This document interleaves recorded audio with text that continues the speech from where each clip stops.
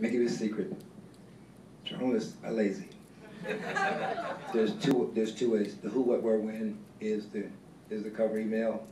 The attachment is your version of the story, and that way the newspapers that just pick up and pluck, which there are many, will just pick up your story and put it in their publication. So if you want to get our attention, we just need to know the who, what, where, when.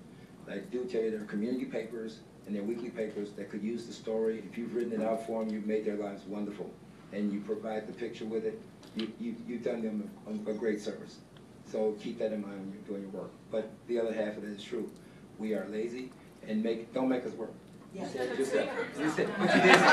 Everybody in Michigan for something that's happening only in your community, because that's the easiest way to turn people off. So find the person that you're really interested in talking to, or if you have a contact, you've met me today and you want to talk to me and send me an email directly and I can make the contact for you, that works also. Email is really great. I can't stress enough the advance notice. We prefer at least a week.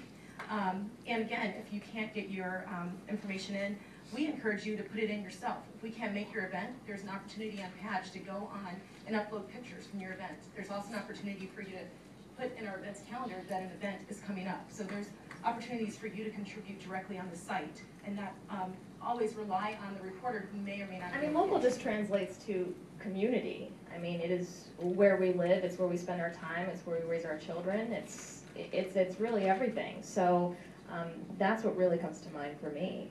And that's why whatever's going on in your community is likely happening in somebody else's, or maybe not. But just to play off what she just said, even if it only affects a few, it likely affects more than perhaps a lot of people.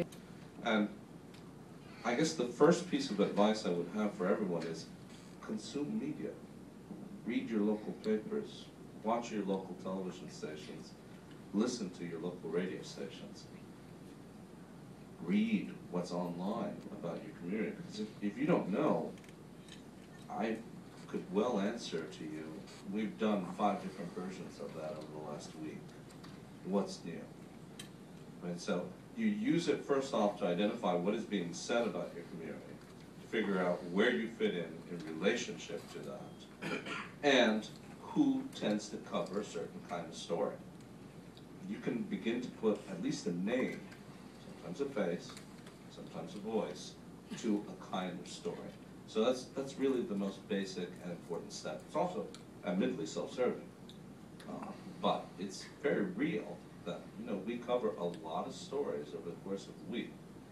You need to have a sense of what we've been doing. So again, going back to the USA Today, the mortgage story, when you're working on housing-related issues, does this somehow change what you're doing in terms of work?